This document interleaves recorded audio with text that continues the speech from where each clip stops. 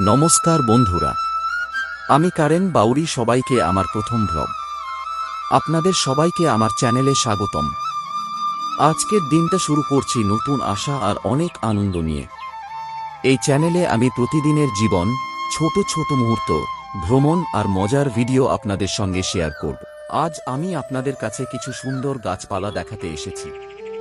এই সবুজ গাছগুলো শুধু আমাদের পরিবেশকে সুন্দর করে না, আমাদের সুস্থ থাকতেও সাহায্য করে।